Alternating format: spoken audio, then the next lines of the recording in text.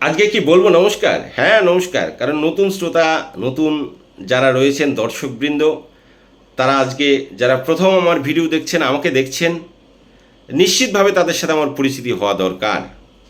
আমার নাম প্রণব শিকদার, আমি শ্রী প্রণব। প্রত্যেক দিন আমার এই এপিসোড শুরুর আগে আমি বলে থাকি, আমি বলছি শ্রী প্রণব। তো যারা নতুন, যাদের কাছে এই ভিডিওটি নতুন পৌঁছালো, তাদের প্রত্যেককেই আবার নমস্কার। আমি শ্রী প্রণব আপনাদের সাথে। আজকের এপিসোড, আমরা এই বিশ্ব ব্রহ্মাণ্ডের মধ্যে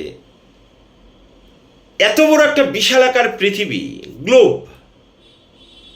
আমরা বাড়িতে অনেকেই রাখি ছোট্ট একটা মানচিত্র, দেয়ালের এক কোণায় সাটিয়ে রাখি। পৃথিবীটা যদি ওই সত্যি এক কোণার মধ্যে রাখা যেত তাহলে তো খুব ভালো হয়ে যেত, আমি ভগবান সেজে যেতাম। যদি গ্লোবটার মতো হতো তাহলে পরেও ভালো হতো, আমি হাত দিয়ে ঘুরিয়ে ঘুরিয়ে পৃথিবীটাকে দেখে ফেলতাম। না, এইখানে এশিয়া, ইউরোপ, এই যে দেশগুলো, এইখান থেকে ওই প্রান্তে যেতে 3 দিন, 4 দিন, 10 দিন, 15 দিন, 25 দিন, 2 মাস, 6 মাস, 8 মাস, 1 বছর, 5 বছর লাগতো আগে, যখন বিজ্ঞানের উন্নয়ন হয়নি, বিজ্ঞান যখন পৌঁছায়নি, বিজ্ঞানের যে জয়যাত্রা সেটা সফল যখন হয়নি, মানুষ বিভিন্নভাবে এক দেশ থেকে আরেক দেশে যেতেন। জলপথ বেশি ছিল, স্থলপথ কম ছিল, আকাশপথ ব্যবহার কম হতো, সেরকম ব্যবস্থা ছিল না। আজকে আরও আরও আরও আরও সুন্দর সুন্দর প্রগতি, এই প্রগতিশীল যে সমাজ ব্যবস্থা, যে তার সুফল, এই সুফলের দৌলতে আমার ভিডিও আজকে ইউরোপের প্রান্তে যে বসে আছেন সে দেখছেন, আমার ভিডিও যে অস্ট্রেলিয়ায় বসে আছেন তিনি দেখছেন, আমেরিকায় বসে আছেন তিনি দেখছেন, বিভিন্ন দেশ থেকে আমার ভিডিও দেখছেন। আমি শ্রী প্রণব। তা আমার খুব ভালো লাগে যে আমি নিজে পৌঁছতে পারছি না, কারণ বিমানে যেতে গেলেও 7 দিন লাগবে বা 3 ঘন্টা লাগবে, 6 ঘন্টা লাগবে, সেখানে দ্রুত পৌঁছে যাচ্ছে সমাজ মাধ্যমের মাধ্যমে। আমাকে আপনি দেখতে পাচ্ছেন, আপনাকে আমি দেখতে পাচ্ছি, একটা মাত্র টিপ। তো যাই হোক, এই পৃথিবীটাকে যদি আমি দেখতে পারতাম, একটা টেবিলকে একজনে দেখতে বলছিল, দূর থেকে দাঁড়িয়ে বলো তো টেবিলের কটা পা আছে।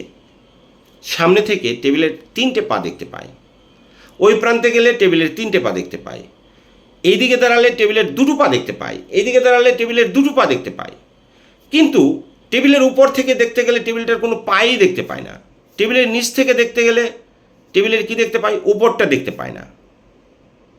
তা আমি এই পৃথিবীর কিছুই দেখতে পেলাম না, শুধু শুধু শুধু শুধু আমার মনের কিছু আবেগ, আমার উৎকণ্ঠা, আমার যে প্রেম নিবেদন, সেটার মাধ্যমে আমি কিছু কিছু এই আপনাদের সৌজন্যে, সমাজ মাধ্যমের সৌজন্যে, আপনাদের যে জানাশোনা সেগুলো দেখতে দেখতে, বুঝতে বুঝতে, কিছু বই পড়তে পড়তে কিছুটা জেনেছি মাত্র। সেটা কি? আচ্ছা, একটা কানা, না একটা অন্ধকে যদি আপনি বলেন যে ভাই তোকে না আজকে দুধ খাওয়াবো, তো অন্ধ কি বলবে? অন্ধ যদি আপনাকে প্রশ্ন করে ভাই দুধ যে খাবো, দুধটা কেমন, দুধ দেখতে কেমন, আপনি কি বলবেন? দুধ দেখতে সাদা, তাছাড়া তো আর কিছু বোঝানো যাবে না। দুধ দেখতে সাদা হয়, তরল হয়, তরলটা না হয় ও বুঝলো, কিন্তু সাদাটা কিভাবে বুঝাবেন? ও বলল সাদা কেমন ভাই, সাদা রং তো আমি চোখে দেখি নাই, আমি তো অন্ধ। আপনি বলবেন বকের মতো দেখতে, কারণ সাদা বক চকচক উড়ে যায় আকাশে, বকের মতো দেখতে। দুধ কেমন? সাদা। সাদা কেমন? বকের মতো। এবার যদি বলে বক কেমন দেখতে, কারণ ও তো অন্ধ, ও তো দুধই দেখে নাই, বক দেখে নাই, এবার বক কেমন বলো দেখি। কি করবেন আপনি? বক কিভাবে দেখাবেন ওকে? তাহলে পরে কি দেখাতে হবে? হাতের কাছে কোনো বেকা কোনো যন্ত্র কিছু একটা এনে বলতে হবে দেখ এরকম দেখতে। এবার মনে করেন এক ভদ্রলোক কাঁচি নিয়ে এসছে, কাঁচি এনে, বেকা কাঁচি হয় না কৃষকদের কাছে ধান টান কাটার জন্য, ওইটা এনে বলছে এই যে বকটা এরকম হয়। তো ও তো চোখে দেখে না, হাতাচ্ছে, হাতিয়ে হাতিয়ে দেখছে, ওই যে কাঁচির মধ্যে তো রোয়া কাটা থাকে, মানে ধার দেওয়া থাকে, ধার ওর হাতের মধ্যে লাগছে, দেখছে না প্রায় আমার হাত কেটে যাচ্ছে, তাহলে তো ডেঞ্জার জিনিস এটা। তো বলছে দুধ তো সাদা, আবার বললি বক দেখতে এইরকম, তো বক তো ডেঞ্জার জিনিস, তার চেয়েও ডেঞ্জার দুধ। আমি ভাই দুধ খাবো না, আমার প্রায় হাত কেটে যাচ্ছিল, আমি দুধ খাবো না। তো একটা পিঁপড়েকে যদি বলা হয়, ভাই তোকে হাতির পিঠে উঠিয়ে দিচ্ছি, তুই হাতিটা কেমন দেখতে আমাকে বলতো, হাতি মানে হাতির পুরো বর্ণনা, এবং ওকে যদি বলা হয় তুই সামনে থেকে পেছন থেকে একবারে দেখে বলবি আমাকে হাতি কেমন, পিঁপড়ে পারবে? পিঁপড়ের মাথা তো ছোট্ট, দেহটাই ছোট্ট, তার মাথা আর কত বড় হবে? আর হাতি দেখতে কেমন? পৃথিবীর সমান পিঁপড়ের কাছে।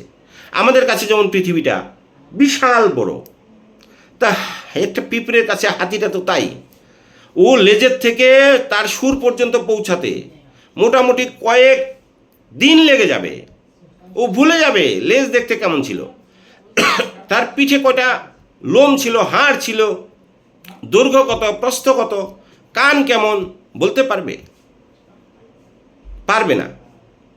তা আমরাও পারছি না, আমরা পারছি না এই সুন্দর পৃথিবীটা কেমন, আর এই সুন্দর পৃথিবীতে সর্বশ্রেষ্ঠ প্রাণী মানুষ, সেই মানুষের মন কেমন সেটাই চিনতে পারলাম না। আপনি চিনতে পেরেছেন, মানুষের মন বুঝতে পেরেছেন, মানুষকে বুঝতে পেরেছেন। আপনি যাকে সামনে থেকে খুব সুন্দর দেখছেন, তার ভেতরটা আপনি দেখতে পাচ্ছেন নাকি পিঁপড়ের মতো হাতির উপরে ওঠার মতো? দেখা যায় না, বোঝা যায় না। শুধু চাকচিক্য দেখলেই তাকে ডিসাইড করা যাবে না সে ভালো মানুষ, মহতি মানুষ। তার দুটো বক্তব্য শুনলেই বলা যাবে না সে খুব মহতি মানুষ। তার ভেতরে কি আছে, আরেকটা অন্তর্যামী নারায়ণ, সে কি করছে ভেতরে বসে বসে, আমি আপনি জানি না। কাজেই এই সমস্ত জিনিস জানতে গেলে আপনাকে এই এক জন্মে হবে কিনা আমি বলতে পারছি না। এই ছোট্ট জন্মে একটা মানুষের গড় আয়ু এখন প্রায় 60 থেকে 70। এইটুকুন বয়সে এই এত 700-750 কোটি মানুষের যে চরিত্র, যে বৈশিষ্ট্য, তা বোঝা এক জন্মে আমার মনে হয় কঠিন। কাজেই যেটা কঠিন, যেটা আমি পারছি না, যেটা আমার সাধ্যের বাইরে, সেখানে গিয়ে কাকে স্মরণ করি? আমার উপরওয়ালা। এই আমি আর পারছি না ভাই, আমার দ্বারা হচ্ছে না। তাহলে কি আমার বিগ বসকে ডাকতে হবে? আমার সে যে বেশি জানে, সে যখন পারছে না তার বসকে ডাকতে হবে, সে যখন পারছে না তার বসকে ডাকতে হবে। ডাকতে ডাকতে যে বস কিছুই পাচ্ছে না, সেই বস হচ্ছে স্বয়ং উপরওয়ালা, ভগবান। তার অস্তিত্ব নিয়ে আপনি টেনশনে পড়ছেন।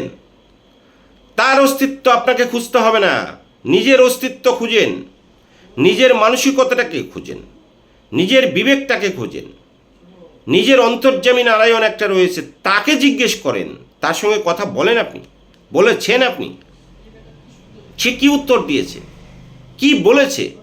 আপনাকে নারায়ণ খুঁজতে হবে না, আপনাকে ঈশ্বর খুঁজতে হবে না, ভগবতী দুর্গা খুঁজতে হবে না, কালী খুঁজতে হবে না, শিব খুঁজতে হবে না, কিচ্ছু খুঁজতে হবে না। কারণ আপনার যেখানে মেধা শেষ, সেখান থেকে তার শুরু। কাজেই আপনি তার কাছে ধারে কোথাও পৌঁছাতে পারবেন না। আপনার ভেতরে যিনি বসে আছেন তাকে বরং আপনি কাছে পেয়েও কাজে লাগাতে পারছেন না। তাকে জিজ্ঞেস করুন কোন ভালো কোন মন্দ, কি করলেন কি করলেন না, নিজেকে নিয়ে ভাবুন আগে। আর নইলে পরে হাতি আর পিঁপড়ের মতো হয়ে যাবে, তাই তো? তা আজকে শুধু এই টপিকটা নতুন বন্ধুদের জন্য করলাম। যাদের কাছে আজকে এই ভিডিও পৌঁছবে তারা কিন্তু ফলো করে দেবেন, তাই তো? ভালো লাগছে গল্পটা? নিশ্চিতভাবে ভালো লাগছে।